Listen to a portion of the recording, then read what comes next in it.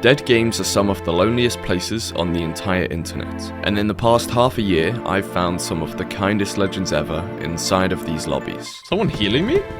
Oh. Holy shit, I'm literally 1 health. I think the server's dying. Today, I wanted to meet even more, so I've spent over $300 on dead games ranging from a year old to 20 years old, that all have one thing in common: a very small or even non-existent community.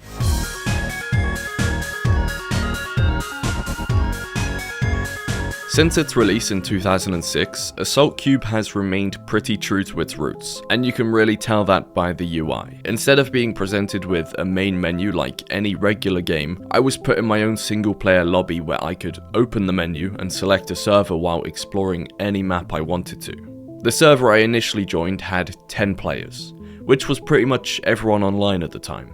The game mode was Capture the Flag, and the map was AC Casa, and I don't know if it was just this map, but spawn camping was pretty effective. So I glued myself to the floor above their spawn and peeked my little head over every time I heard a fella take a step, which eventually got me killed. I got 21 frags and 16 deaths in this first game, but when I opened the scoreboard, I noticed something a little strange. Everyone has bad ping. 417? That's not normally. 752. His ping's so shit they've given him a special color. Ping is perceived a little differently in AssaultCube. I checked the wiki after this and found out that 500 is generally considered okay ping, and anything above that is then generally considered slightly laggy. For no reason at all though, almost everybody left the second game to go to a different server. So I hopped around different lobbies exploring various old looking maps before I stumbled across this 2-player server. Initially I had no idea what these guys were doing, but I assumed it was some kind of parkour jump. I just looked at what they were doing and copied them, but that obviously didn't go great, so I watched a tutorial which explained how this all worked.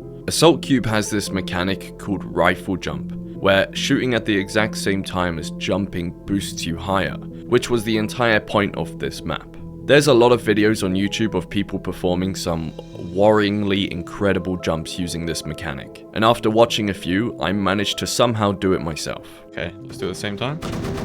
Oh!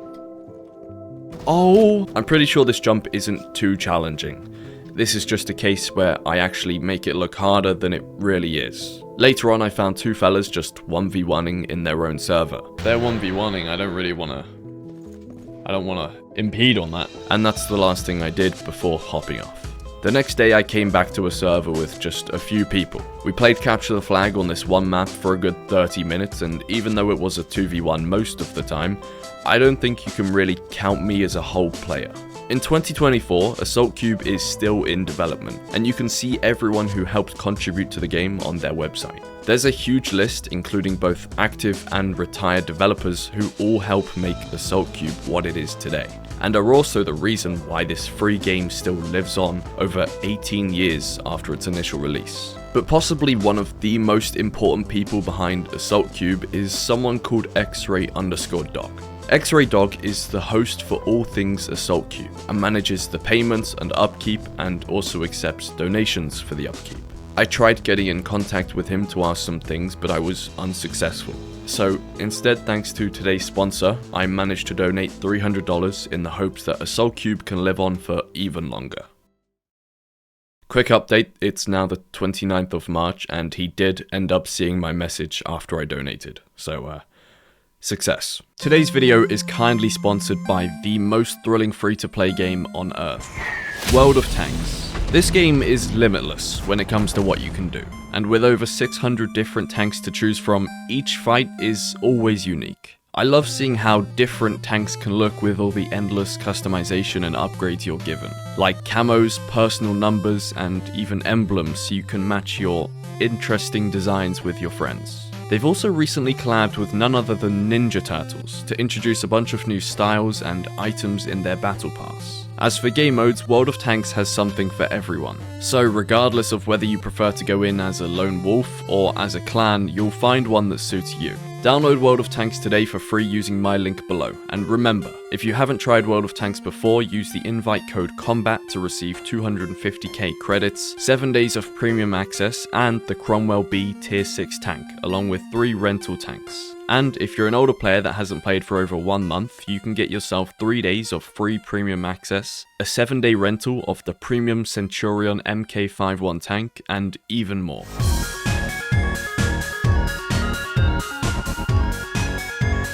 I think a lot of people would agree that the Xbox 360 had some of the most charming games ever. And last week I played one called Murder Miners, which costed me just $3. Today I finally rebought CastleMiner Z for $6 after over a decade of not playing it.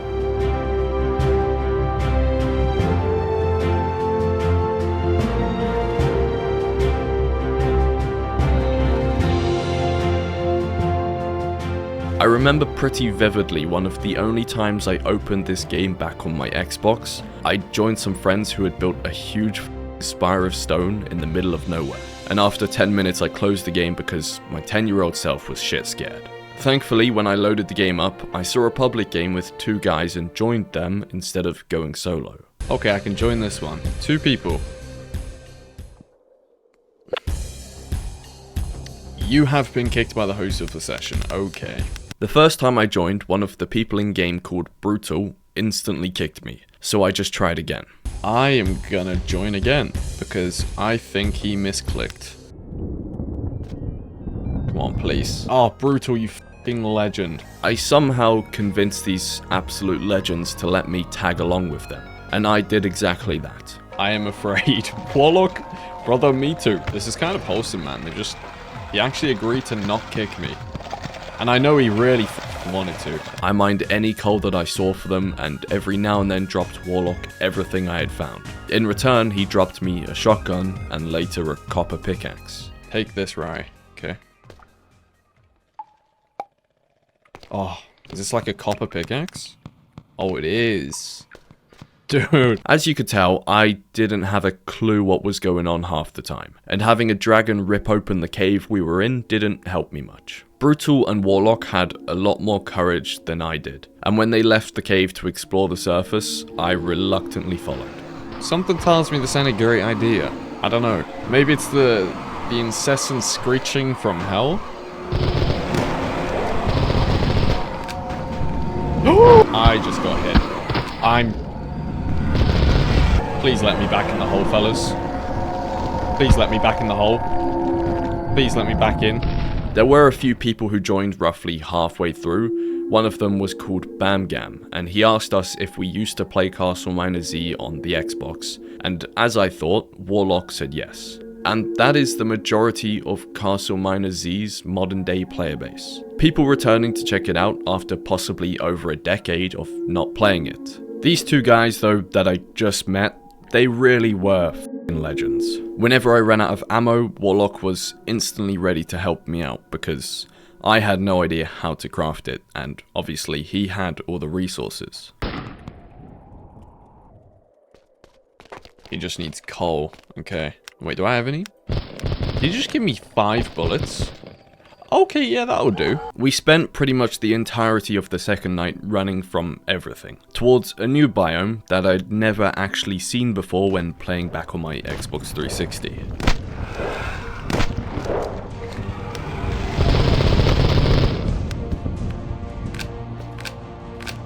Alright, well, we made it through another night. Where are we? Somewhere new, I guess. I've never seen this place. I came very close to death, too many times, but with keep inventory on and teleporting, it wasn't really a huge deal. Okay, I might be finished. I might be finished. I might be finished. I might be finished. You know what? It's been a nice journey. Great. I think I'm finished. By this point, over an hour had passed, and we bunkered down in another cave, where I told them I was gonna take a break and let them do their thing. I'm gonna let these guys take my, my things. Guys, there's a skeleton over there. Okay, goodbye, brother. Thanks for letting me play. Bro, these guys are too nice, man. I'll see you guys later. Lol, no problem, it was great. At the beginning, I rejoined their server more as just a joke, with no hope of them actually letting me play, but for whatever reason they did. So in case you two are watching, you're legends. Thank you for letting me play with you guys. Obviously though, CastleMiner Z being an Xbox game, using a keyboard and mouse is a bit glitchy, but being able to revisit a game you haven't checked out in over 12 years is pretty special. Dude, this guy's such a nice man. And brutal. Brutal for letting me play, what a guy. Alright. That's me done.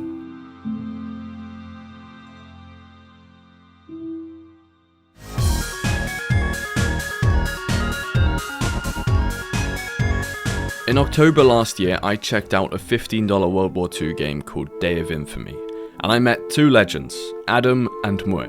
How long's this game been dead for? Probably the last year and a half. Damn. I still got the same, like, small group of guys where we all kind of around and troll the game. It's pretty fun. Yeah. A year and a half, and he's just been grinding it every day. Okay, you know what? I ain't gonna be grinding it. Adam had well over 5,000 hours on this game, and Muir also had 5,000 hours. But his story was something that's pretty hard to forget. In case you haven't seen that video, Muir was an army veteran, and played Day of Infamy a lot as a result of some medical issues. I was kind of hoping that I'd find them again today, but after an hour or so, all I found was a server with 2 other people. Wait, we're the only 2 people now, the other guy left. I also played on the same exact map that I initially met Muir on, and around halfway through somebody recognized who I was. But I decided I was gonna come back the next day, and that's where I discovered something. Wait, what is that? Born again, 9 players? How did I not know there was a server with people? Dude, I thought every server was bots, but I found one with people. It's only like 10 people, but it's still people. For whatever reason, I couldn't access the entire list of servers normally, and instead I had to join a regular server and then go through the server list in the options menu. And that's where I found this server. I was always confused why this game always said like 30 odd people, but then the servers I joined only had like 3. It's because they're all hidden away in these servers. What the f am I watching? Hey, I want to take part. Huh? I'm so confused. There were about 10 people online, and all of them were crowded into one side of the map, killing bots over and over again. There was an admin online, and he was spawning hundreds and hundreds of enemies, and eventually the server decided it couldn't take it anymore. I think the server's dying. Slow down!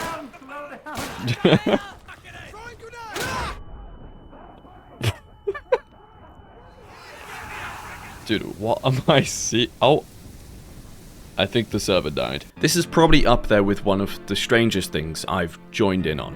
But after the server crashed, we all migrated to a different one. And in case you missed it just before the last server died, I noticed Adam was actually in the lobby. And he also joined this new server that I moved to. I don't think I'll peek that again.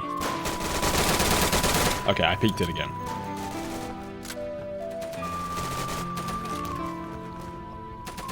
Look, no one else has blue stars but Adam.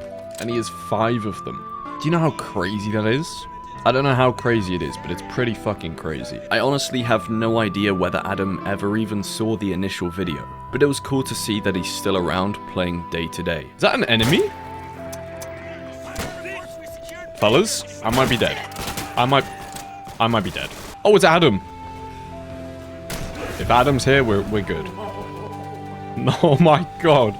He just killed like 20. And he's burning their spawn as well. I actually understand the appeal of this game. The first time I played it, I enjoyed it because it was fun and the guys online were nice. But dude, I'm actually kind of addicted, to be honest. Dude, where am I? Ah! That's where I'm being shot from. Silly me. There as well. Here comes another grenade.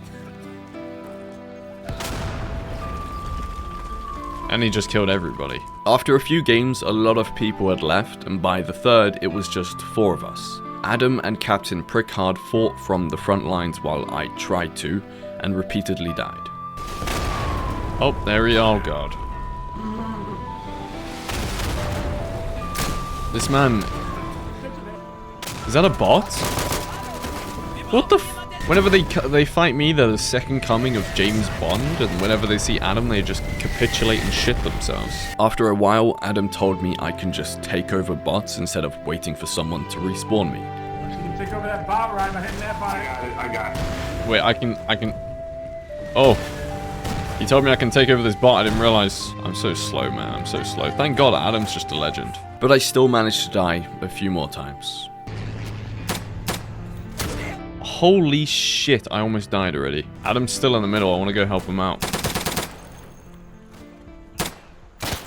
Oh, okay. Considering this was the first time I'd ever played Day of Infamy with more than 4 people at once, I had a lot of fun. And as always, everyone was super kind and didn't really care if you were totally ass at the game. However, the only reason these people can still play today is because of server owners and their commitment to keeping these servers up, even when player counts are down. The next day I added Adam on Steam and asked if he knew any server owners, when he pointed me in the direction of a guy named Shubi. I spoke to Shubi a little bit and he told me he had a GoFundMe with a goal of $150. This $150 would go to reviving a World War I server for Day of Infamy. Shubi has a bunch of other projects too. All of these can be seen on his website that I'll link below, where you guys can also buy him a coffee. But one of them was a Vietnam server. Ironically, thanks to today's sponsor, I was able to give him $300, and just hours later he sent me footage of him creating the servers, and within a day we were literally playtesting the World War I server. 2 days later and the guy was already playtesting the Vietnam server as well, and almost everything is set up and running. My $300 will help these servers stay up for at least a year, and with the help of others, hopefully even longer. Obviously, a big part of Day of Infamy surviving so long is due to the loyal core of its community, but server owners play a huge part too, and this goes for almost any game with smaller or almost non-existent player counts.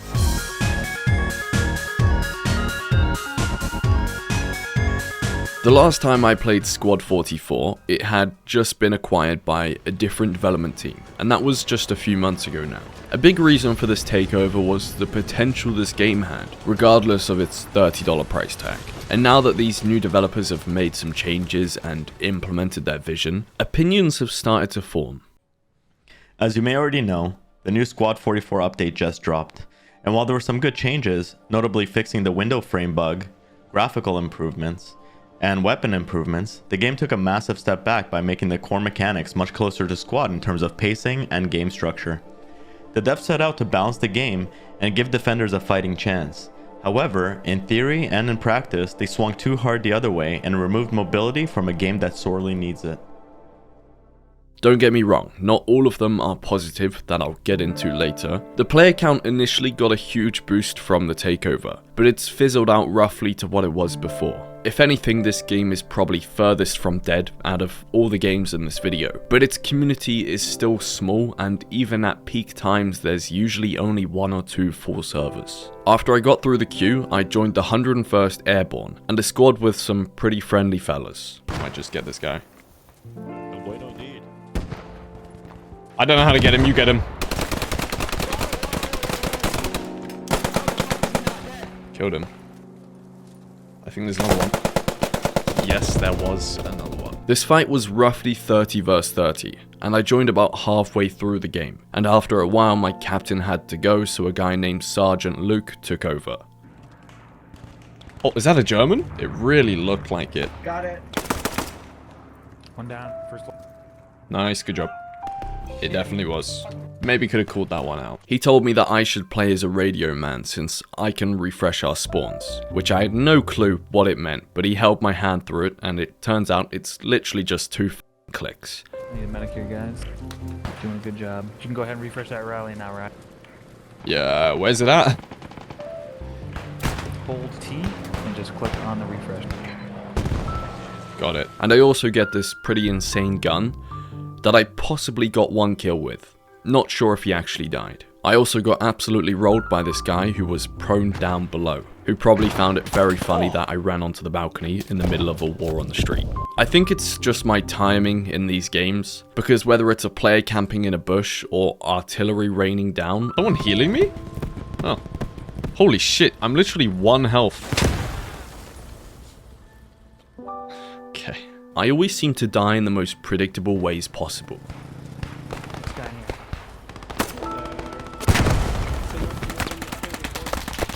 Mother... To players far, far better than me. And there's a lot of good players in Squad 44. But recently, with some of the changes this new development team have brought, some of these more hardcore players have taken a step back, including someone you might know, Pilps, a fellow YouTuber. He used to play a decent amount at a pretty competitive level and knew some clans, and tells me most of them are pretty split on the direction in which development is going. But it'll be a while before anyone can actually tell if this new dev team holds the same passion and vision as the original developers. I really thought we weren't doing great in this match, but the team morale was decent, and according to my captain, we were actually winning, and all we had to do now was hold on for 5 more minutes, which we did. Is there a tank? Oh, it's a teammate. I take it back. Okay, we won. And at the end of the game, everyone shouted out their stats, obviously pretty proud of what they accomplished, while I sat in silence thinking of a realistic number of kills to lie about. I had 150 shots fired, 28% accuracy. 341. I have 341 shots, 23% fired, accuracy. So I have at least twice as many shots as anyone else and 10% higher accuracy than 69% accurate. I have 14 shots. The second game was on the map Dinant, a real recreation of a city in Belgium where a fight famously named Plan Jaune took place. I joined the first section that somebody created, and we all spawned in this incredibly strange underground complex where almost all of us got lost. Wait, Settings. I know this guy. I know Tegan. Tegan, do I know you? Oh, bloody hell, Rye, you're playing? And once the fight was finally about to begin, my frame suddenly dropped to 1 per second.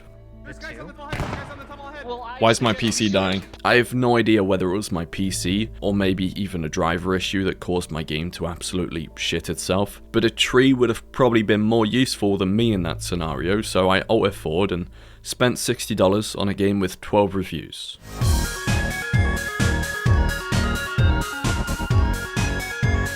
When I sorted the price by high in the Steam store, I came across a game released a decade ago, with just 12 reviews, and just one of those reviews being positive.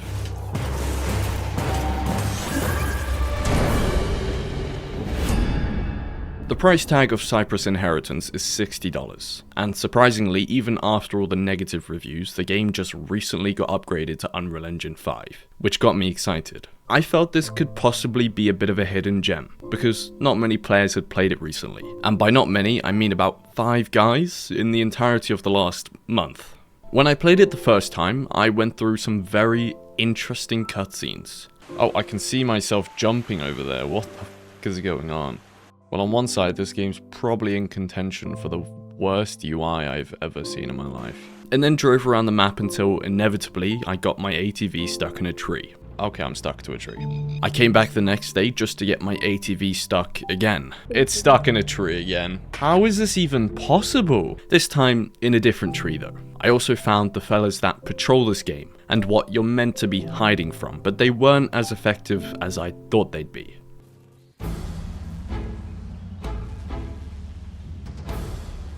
The premise of this game was meant to be stealth, but whether it was the Unreal Engine 5 update or something else, almost nothing was working. Oh yeah, the floating lights as well.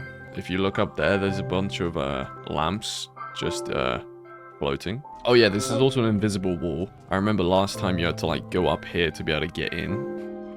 You can walk straight out though. Afterwards, I discovered some comments the developers made in response to some negative reviews, and it was pretty honest. This response was back in 2014, and stated they were committed to making this game good. Since then, 9 updates have been released, and then they stopped in 2017. In 2023 though, they released a UE5 relaunch update, which I'm going to assume has broken a few things. The graphics itself and the map design isn't terrible, but to think I spent $60 on this game is incredible. I think there's a big reason that even in 2014, this game peaked at a maximum of 4 players. And 10 years later, that number still hasn't been beaten. But even this game and its $60 price tag doesn't come close to the games I bought next.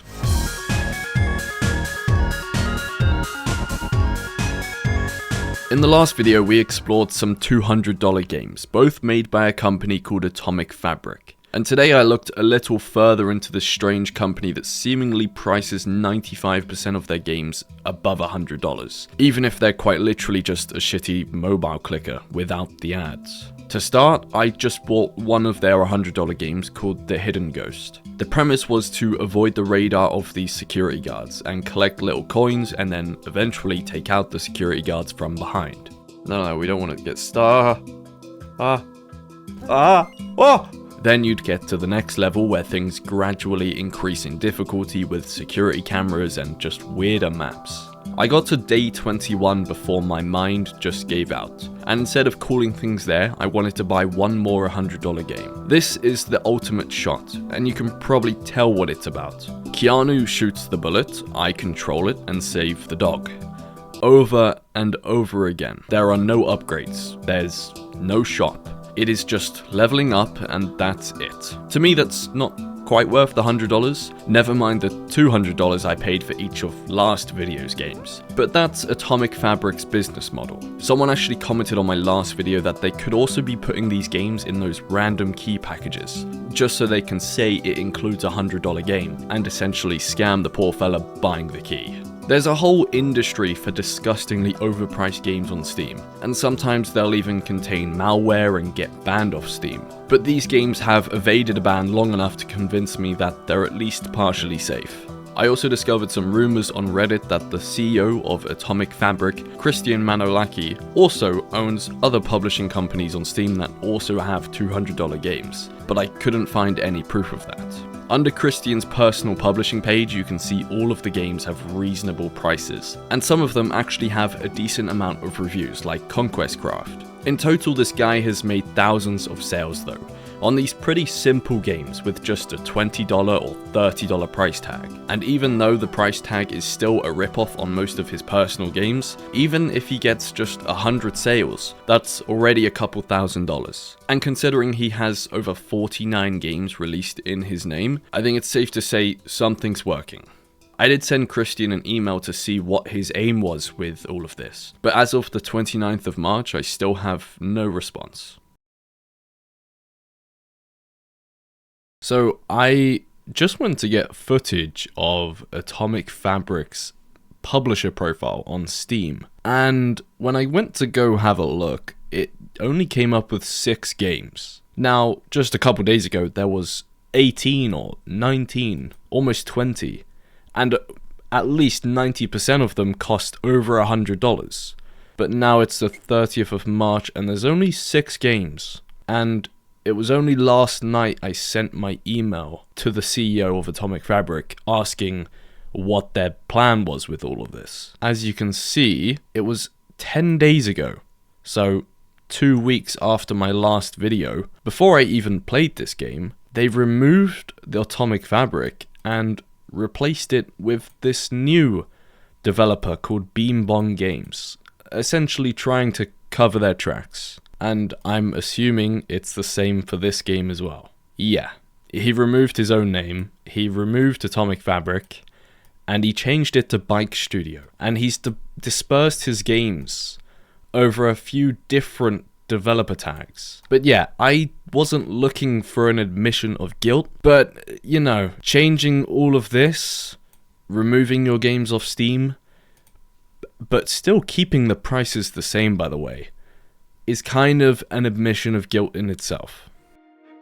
Remember to download World of Tanks using my link below, and use the invite code COMBAT to get yourself started with some rewards. Again, thank you so much to the legends over at World of Tanks for sponsoring today's video.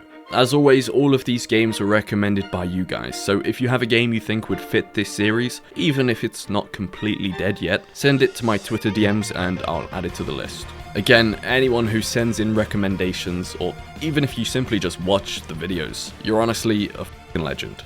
And thank you for watching. Subscribe.